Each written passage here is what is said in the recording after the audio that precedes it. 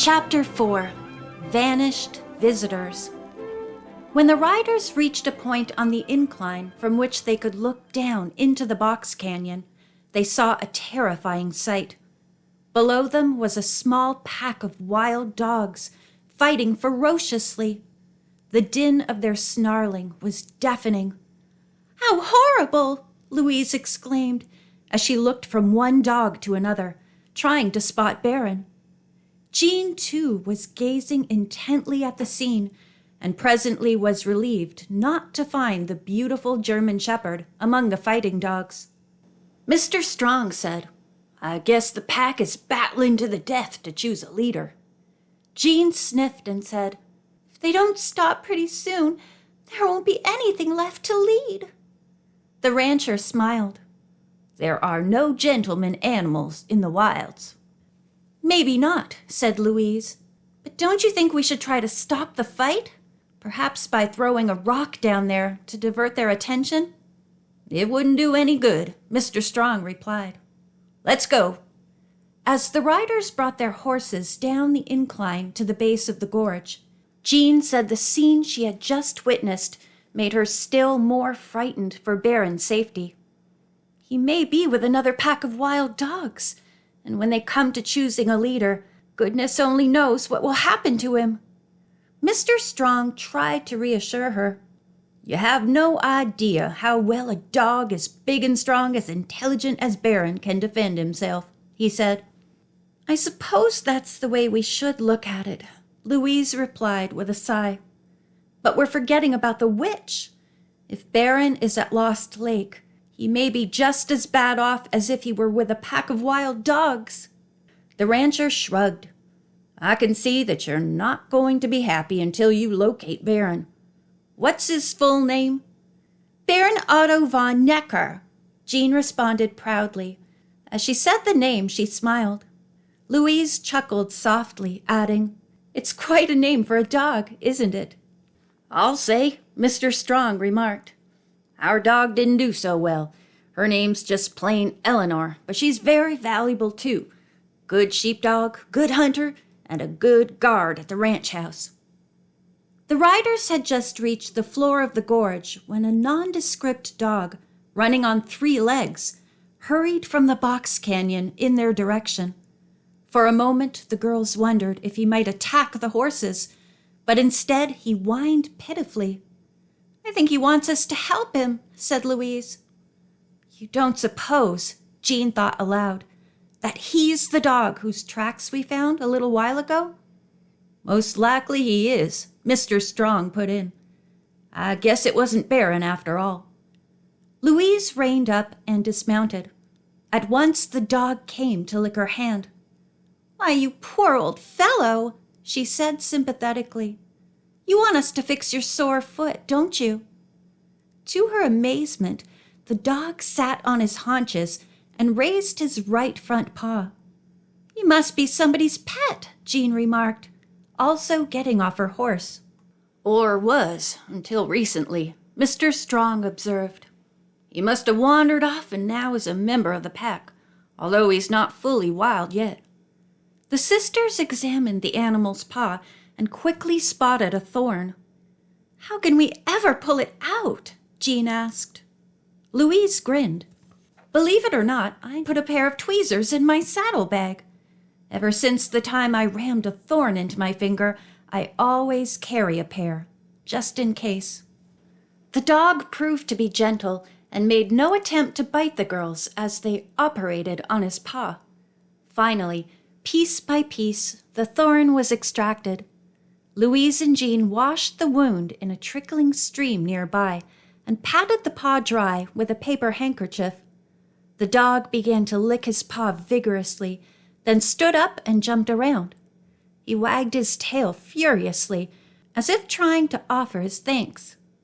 "Now I suppose he'll go back to that wild pack," Louise surmised. "Too bad." But she was wrong. As soon as Mr. Strong and the girls started off for the ranch, the animal followed them. By the time they arrived, he was completely exhausted and lay down outside the house. When Mrs. Strong heard the story, She offered to take care of him and went for a bowl of meat. The dog ate the food quickly and flopped down once more. Soon afterward he got up, barked gratefully, and trotted away. Mrs. Strong saw the dog leave. "I guess he didn't like my cooking," she said, shaking her head sadly. "Oh, sure he did, Martha," her husband said cheerfully. "The little fella just figured it was time to be joining his new friends again."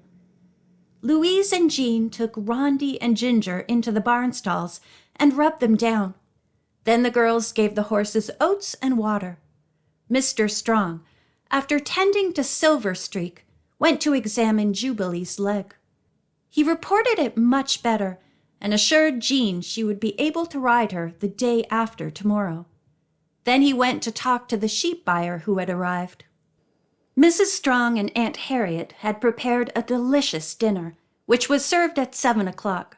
It included meatloaf with tomato gravy. One serving apiece was all the two women could eat, but Louise and Jean had seconds, and Mr. Strong managed to finish a third. "I'm glad you liked it," Mrs. Strong said, "but I hope you saved room for my pumpkin pie." Jean, who adored pumpkin pie, grinned until her eyes were only slits. Then she sighed. "Oh, dear, I've eaten so much already.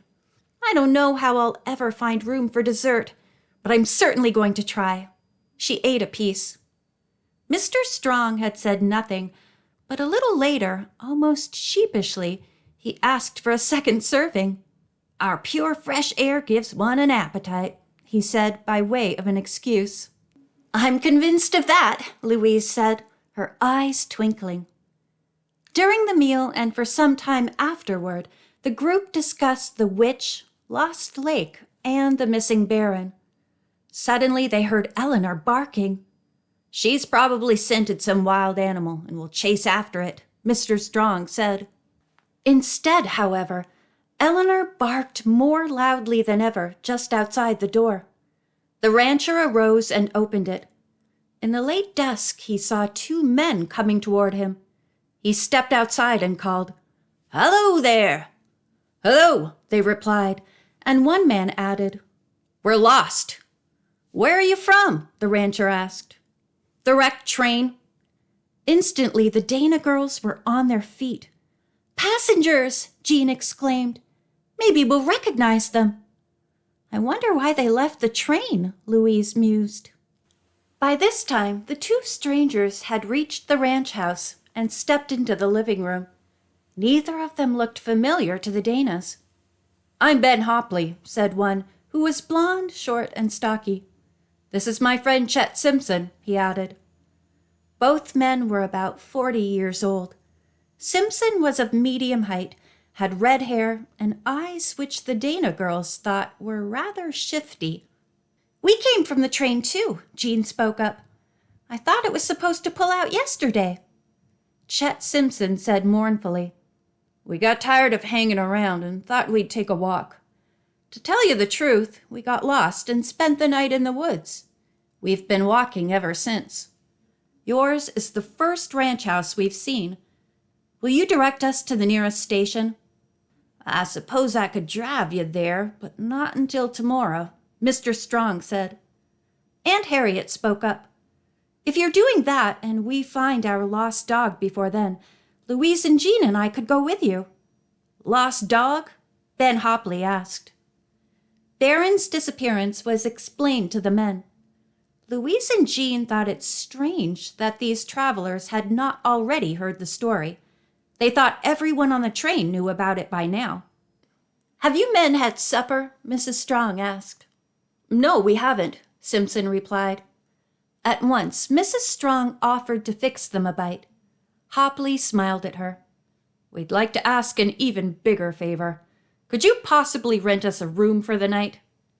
Mrs. Strong looked at her husband, who answered the question for her. "I'm afraid not, men. As a matter of fact, we haven't any more bedrooms than those which are being used." Seeing the stranger's disappointed frowns, he added generously, "I'll tell you what I'll do, though. If you don't mind sleeping in the bunkhouse with my sheep herders, You can have a couple of empty cots out there." "Oh, that would be perfectly all right," said Simpson. "Thanks." As Hopley and Simpson ate the supper which Mrs. Strong had prepared for them, the men explained that they lived in New York and were in the wholesale clothing business. "Where do you figure the missing dog went?" Hopley asked presently. "We have no idea," Louise answered, but Mrs. Strong put in, "About 30 or 40 miles from here, there's a place called Lost Lake. A strange old woman lives there. Everybody calls her the Witch. We kind of think she may have the dog. Anyway, these girls want to go there and find out." Hopley and Simpson looked at each other, startled, and asked for more details about the witch. They were told all that the Strongs knew about her. "Queer story," Hopley commented. "Well," he said, arising from his chair, "I think, if you don't mind, I'll turn in. I'm not used to walking so far, and I'm tired." Both men said good night, and Mr. Strong accompanied them to the bunkhouse. The others went to bed soon afterward and slept soundly. Louise and Jean were awake early the next morning and decided to take a walk before breakfast. They had just stepped outside when they saw a small man who wore a mustache and a large sombrero racing excitedly toward the house. At that moment, Mr. Strong came outdoors. He said good morning to the Danas, then added, "Here comes my Mexican foreman, Juan DeZito. Say, he looks worried. Wonder what's on his mind." The foreman rushed up, pulled off his hat, and said frantically, "Senor Strong, those two men you bring to bunkhouse last night, they have vamoose?" Mr. Strong smiled. "They're probably taking a walk." No, they leave before daylight, gone when I wake up. Take 3 horses, lot of food. Not go toward railroad, though. Go south." End of chapter 4.